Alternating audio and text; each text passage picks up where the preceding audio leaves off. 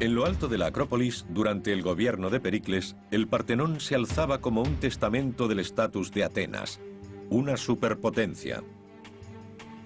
Atenas mostró su superioridad al resto del mundo griego por medio del programa de construcción de Pericles.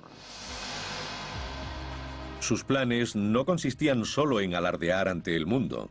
Pericles tenía la intención de reformar las vidas de los atenienses.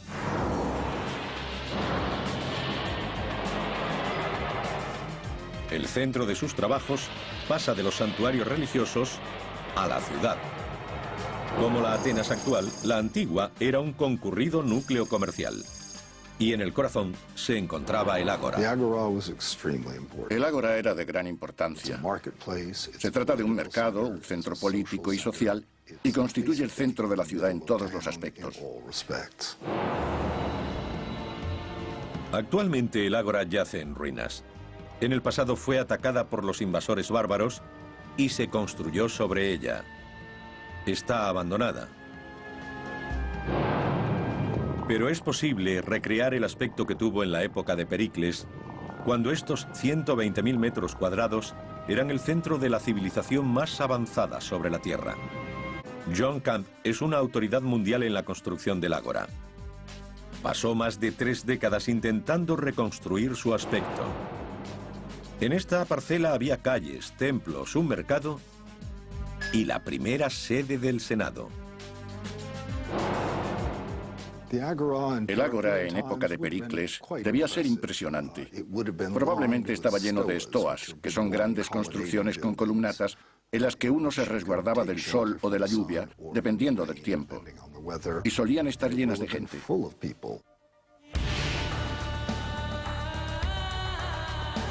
Otro asombroso templo fue construido aquí, muy diferente del Partenón, llamado Hefesteion. Estaba dedicado a los artesanos que hicieron realidad la visión de Pericles. Con este gesto, Pericles reconocía la raíz de su poder. Descansaba en el respaldo que recibía de su pueblo. Es uno de los templos mejor conservados de la antigüedad, por lo que cuesta un poco ver el conjunto. Cuando uno se encuentra aquí abajo, puede ver restos de su gemelo virtual que fue levantado en la plaza baja. Fue construido en mármol en su mayoría y no se usó argamasa. Las diferentes piezas se unían mediante grapas de hierro, como la que puede verse aquí, o barras del mismo material que encajaban en los agujeros de los otros bloques. Este sería un primer escalón. Y a partir de aquí habría continuado un segundo, por lo que todas estas marcas habrían estado cubiertas. El Hefesteion se alzaba en la entrada del ágora, mientras que en el centro se encontraba la Cámara del Consejo. Para construirla, los obreros nivelaron el suelo, crearon terrazas artificiales y construyeron en la roca. Las técnicas empleadas eran conocidas, pero lo que ocurría en su interior era revolucionario. Este edificio fue la cuna de la democracia. Estos muros de aquí son todo lo que queda de la vieja Cámara de Consejo, construida hacia el 500 a.C. Era un edificio muy sencillo, con paredes de ladrillos y una fachada de columnas orientada al sur, y en su interior una serie de asientos de madera para los miembros del Consejo. Una antecámara rectangular llevaba a un gran salón principal. En su centro, un tejado de madera estaba soportado por 5 columnas. 500 atenienses eran seleccionados cada año, no elegidos, para servir como senadores. La forma de democracia empleada era muy sencilla. El Consejo presentaba a la gente asuntos a discutir, litigios, impuestos, o ir o no a la guerra. Y las decisiones eran tomadas por el pueblo. Hacían votaciones depositando guijarros en una vasija de terracota. La Cámara del Consejo era comparable a los senados actuales, pero en vez de permitir que la dominaran políticos profesionales, se esperaba que en algún momento de su vida todo ciudadano ateniense sirviera como senador. La mayoría de las democracias actuales son representativas. Atenas tenía una democracia directa. Podemos compararla con un sistema de trabajo de gobierno parecido a un consejo ciudadano, en el que todos los vecinos de una ciudad acuden a una región y toman una serie de decisiones. Los atenienses de Pericles también desarrollaron un sistema para evitar que un solo individuo adquiriese demasiado poder. El ostracismo es algo que está en desuso y consistía en una especie de elección inversa en la que los atenienses tenían la oportunidad anual de expulsar a alguien de su cargo. Lo hacían escribiendo el nombre de la persona a la que consideraban una amenaza para la democracia en un trozo de arcilla. La palabra griega que lo designa es ostrakón. Así uno quedaba prácticamente exiliado durante 10 años mediante pequeños trozos de cerámica.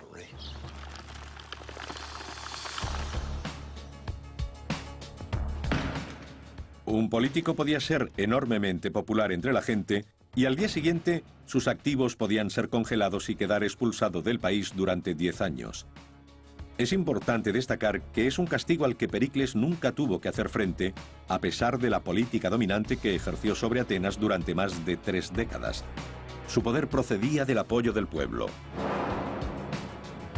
Y las humildes casas de los ciudadanos yacen junto a los imponentes edificios y templos del Estado. Estos son los restos de una típica casa ateniense. Este muro daba a un patio. Son muy sencillas, muy modestas.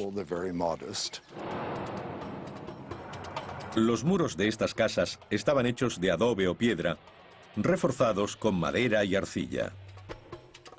Una vez terminados, los muros eran pintados de color blanco, amarillo o rojo.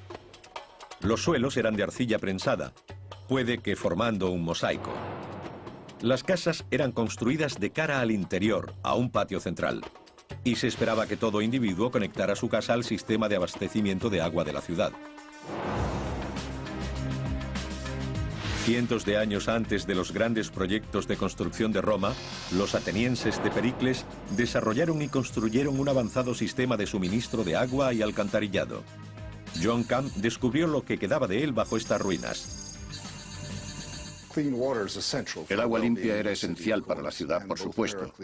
Y tanto Pericles como el resto de los hombres de Estado se preocupaban porque los atenienses tuvieran suficiente. Aquí puede verse un grupo de conducciones que han sido excavadas. Muchas de ellas servían para abastecer a la ciudad y otras para evacuar las aguas residuales. Se han encontrado cientos de metros de tuberías atravesando el ágora. Las piezas eran cortas, de 1 metro aproximadamente, porque se hacían en tornos de alfarería. Con unos 5 centímetros de espesor llevaban un borde especial para asegurar la impermeabilidad. Cuando se tendía un tramo, los ingenieros probaban si había filtraciones vertiendo una mezcla de agua y ceniza. Recorriendo las zanjas cavadas bajo el ágora, estas tuberías traían el agua de numerosos pozos y manantiales.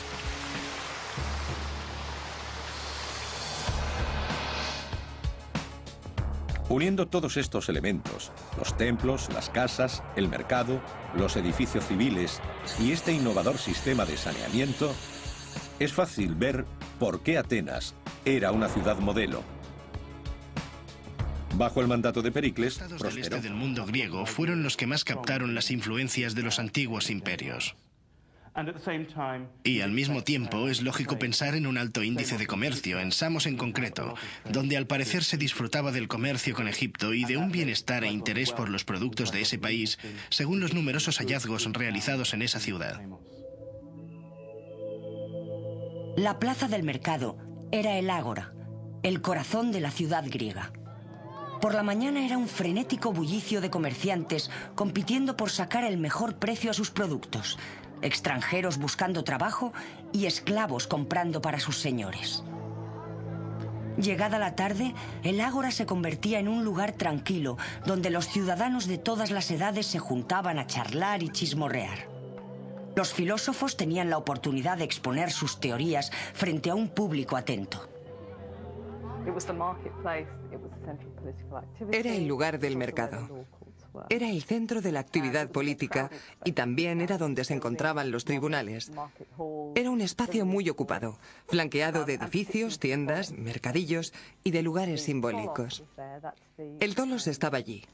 Era un edificio circular donde las autoridades del Boulais, digamos la asamblea de gobernantes, comían a cargo del Estado y regulaban la normalización de pesas y medidas. Esa era la manera de sentirse en el centro del espacio civil de la comunidad. De la misma forma que era un espacio civil, también lo era religioso, particularmente en Atenas, donde el camino sagrado se desliza a través del ágora hasta la Acrópolis, y allí las procesiones religiosas atravesaban la ciudad. La dieta principal de los ciudadanos pobres estaba compuesta de grano, maíz, higos y olivas, porque eran abundantes, accesibles y baratos.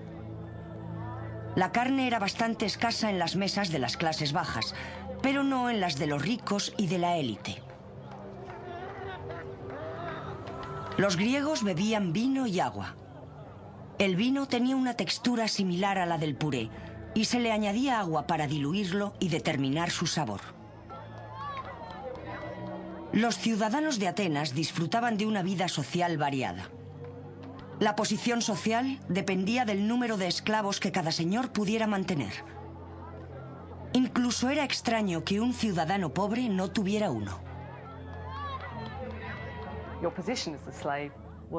La posición como esclavo dependía totalmente del señor. Se podía tener un buen amo y una relativa buena vida, o se podía depender de un amo cruel y llevar una vida miserable y probablemente muy corta.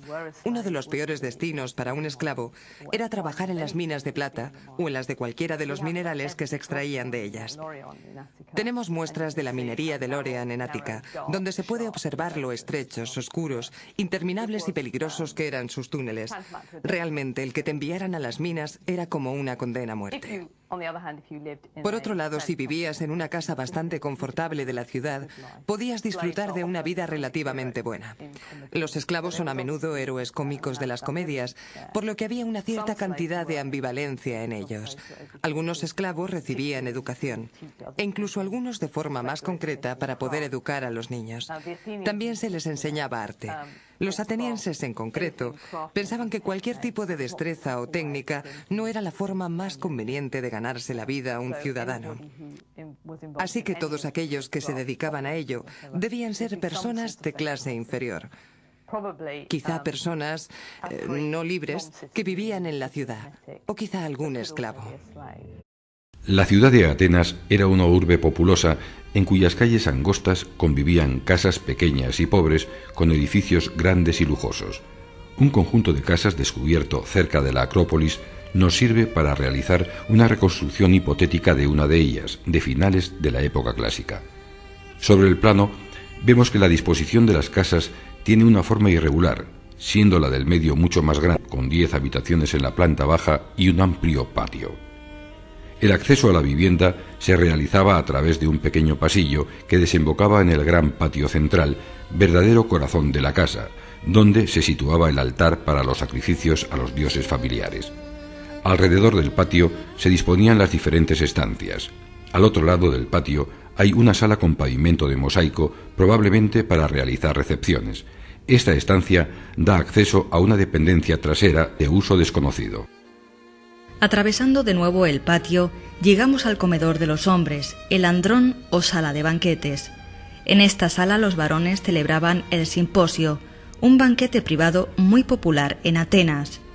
Los invitados se recostaban sobre unos lechos llamados cliné, situándose ante ellos unas pequeñas mesas para tener a su alcance alimentos y bebidas. La planta superior del edificio alberga las habitaciones.